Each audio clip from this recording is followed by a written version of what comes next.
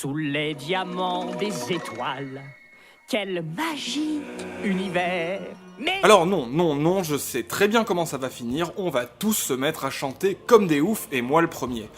Bon sang, qu'est-ce que j'aime cette chanson, et qu'est-ce que j'aime le Roi Lion, probablement un de mes Disney préférés si ce n'est mon favori. On va pas y aller par quatre chemins, nous tenons là le pinacle d'une grande période de la firme. Rarement leur savoir-faire dans les animaux anthropomorphisés ne s'était aussi bien exprimé. Le tout dans un cahier des charges d'une cohérence bluffante malgré la diversité des personnages et des environnements. De la flamboyante savane au territoire mordoresque des hyènes, en passant par la jungle ruisselante de vie, le Roi Lion est un grand 8 visuel sans aucun temps mort, où chaque scène bénéficie d'une colossale ambition. La narration, quant à elle, s'impose comme la quintessence de l'efficacité disneyienne, machine à raconter les histoires rodée à l'extrême, qui maîtrise à la perfection ses codes et ses effets. Grosse ficelle que le géant du divertissement a contribué à imposer mais qui n'en sont pas moins redoutablement performantes. L'alchimie qui se dégage entre tous les niveaux de la production a permis de marquer personnages, chansons, scènes et images au fer rouge dans nos esprits. C'est donc avec un amour inconditionnel que je me permets de poser humblement cette simple question: le Roi Lion est-il le chef-d'œuvre Disney le plus nauséabond depuis les années 30 ? Et si je fais ici référence aux années 30, c'est bien sûr pour remonter au premier long métrage d'animation Disney, et absolument pas pour frôler le point Godwin, voyons, qu'allez-vous imaginer ? Car en effet, derrière la magie Disney, de nombreuses critiques ont été régulièrement formulées quant à leur valeur conservatrice et manichéenne, à commencer par l'image des femmes véhiculées par Blanche-Neige. Critique légitime tant ce rouleau compresseur de l'imaginaire planétaire a nourri la vision de plusieurs générations, prenant le relais des contes dont il s'est souvent servi. Alors après, si vous pensez que des allégories destinées aux enfants n'ont aucun impact culturel et idéologique, au prétexte que bof, allez, mais non, c'est bon, c'est un dessin animé, t'es chiant, je vous conseille de... Non, attendez, vous pensez sérieusement ça ? Bon, on va évacuer tout de suite une facilité qui consisterait à voir basiquement le Roi Lion comme une apologie de la monarchie.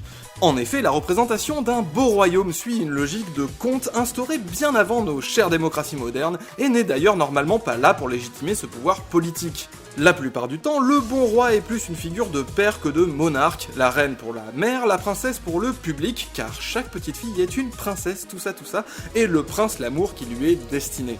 Et pour le coup, le Roi Lion réutilise à merveille ce schéma d'éducation en montrant le parcours initiatique et le passage à l'âge adulte d'un petit garçon qui devient à son tour le père. Il apprend l'amitié, l'amour, la perte de l'innocence et le sens des responsabilités. Mais surtout, le Roi Lion a appris avec brio le deuil à des millions d'enfants, dans toute sa rudesse, sa culpabilité et ses maintes étapes de dépassement, en se payant la mort la plus marquante de l'histoire de Disney depuis la mère de Bambi.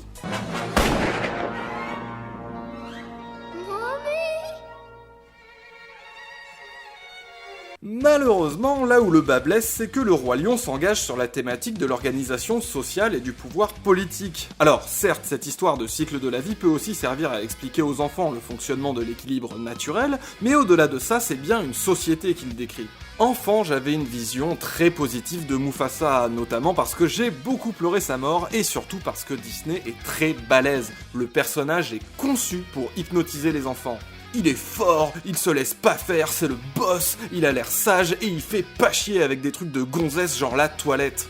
En grandissant, j'ai du mal à le voir autrement qu'en bon papa ricain viril et bouffi de suffisance qui joue au baseball avec son fils et qui l'emmène à la chasse.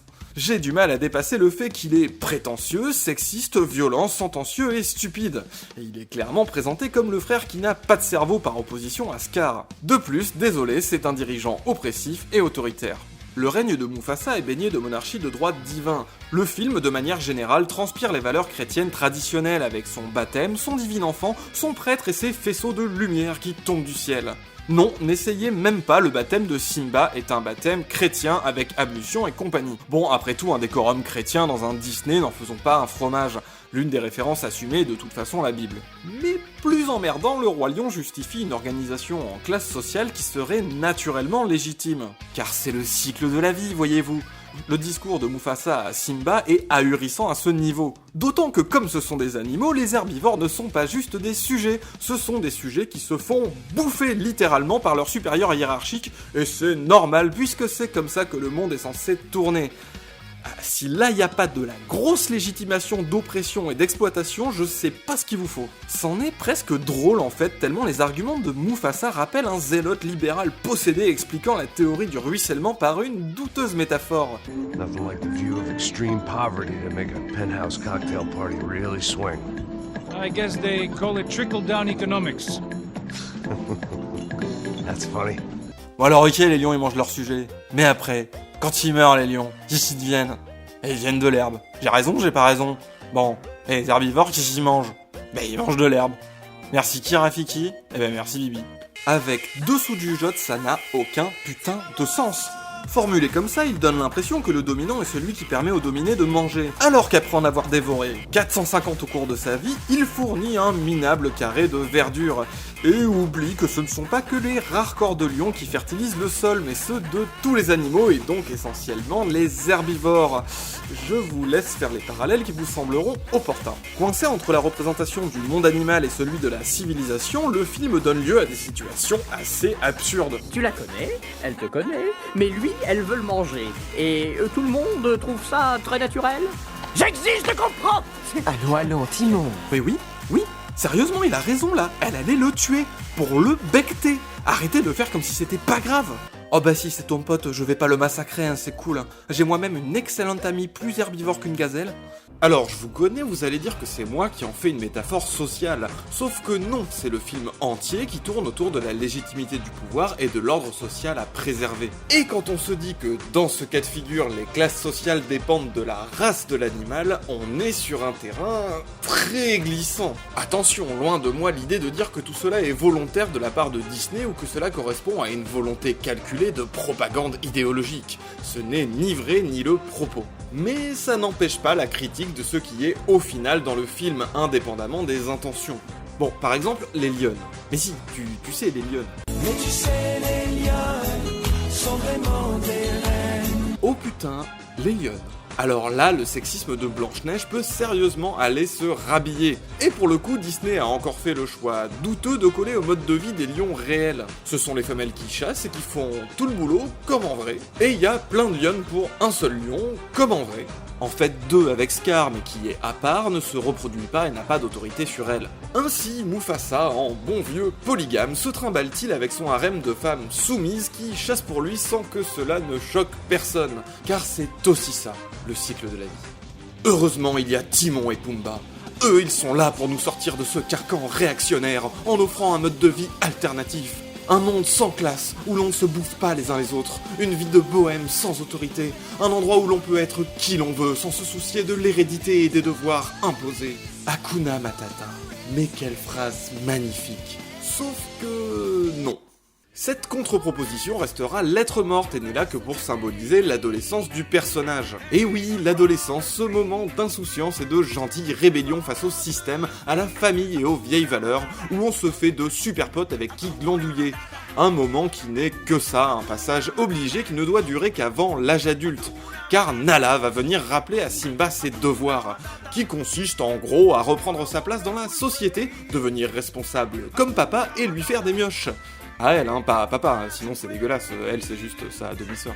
Non, Pumba, pas devant les enfants. Oh, pardon. Hakuna Matata, c'est cette partie du film qui admet que ouais, il faut que jeunesse se passe, et qu'on peut être un hippie à crinière longue qui écoute du trio en fumant des insectes avec ses potes. Mais ce credo qui a marqué les esprits n'est surtout pas un projet de société viable, à tel point que même Timon et Pumbaa le mettront de côté pour prendre leurs responsabilités et accompagner Simba, qui d'ailleurs se fait engueuler par son père fantôme comme tout ado qui se respecte. Simba, c'est moi qui paye ton Erasmus, alors sors-toi les pattes du... Le plus étonnant dans tout ça, c'est qu'en allant consciemment sur le terrain du pouvoir, le film fait une critique du fascisme au travers du personnage de Scar. Le roi lion oppose alors un pouvoir légitime à la tyrannie. L'allégorie totalitaire de Scar est très marquée dans Soyez prête, où les hyènes se mettent à défiler en ordre militaire dans un visuel clairement emprunté au régime fasciste. Allégorie assez réussie dans l'utilisation par Scar d'un sentiment de revanche et d'injustice parmi les hyènes pour s'en faire des légions à ses ordres, promettant en bon populiste de les sortir de la misère si elle l'aide à asseoir son autorité par la force. Une méthode qui, ma foi, a fait historiquement ses preuves. Ainsi, le régime de Mufasa est présenté comme naturellement juste, ce qui n'est pas, et légitime à l'inverse de celui de son frère. D'ailleurs, les herbivores quittent le règne de Scar et reviennent pour celui de Simba, une société d'exploitation mais acceptée.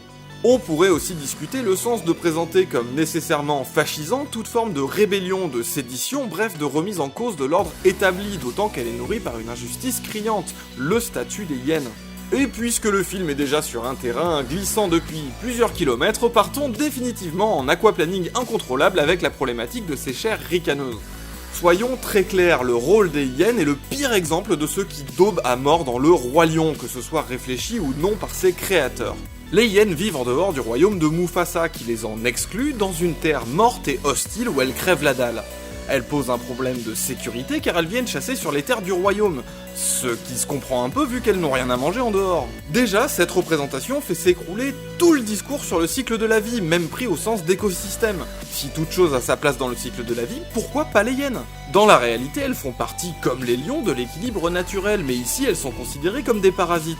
La raison de leur exclusion n'est d'ailleurs pas très claire. Qu'est-ce qui se passe ? Elles mangent trop, elles sont trop méchantes, elles reconnaissent pas l'autorité des lions, elles crèvent de faim dans des terres qu'on leur laisse, mais tant pis c'est la seule possibilité, on peut pas accueillir toute la misère du monde. Bonne idée, on vivra sans roi. Sans roi, la la la la la. C'était les 3 seules secondes de lucidité politique des hyènes. Curieusement, cette idée ne reviendra pas sur le tapis.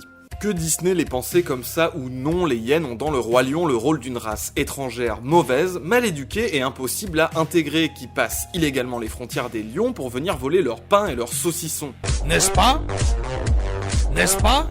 Et ça, c'est très dans l'air du temps en fait. Alors est-ce que ça veut dire qu'il faut faire notre deuil d'un tel classique, comme nous avons fait le deuil de Mufasa, pour le jeter au bûcher des œuvres pas safe et crassement réac ?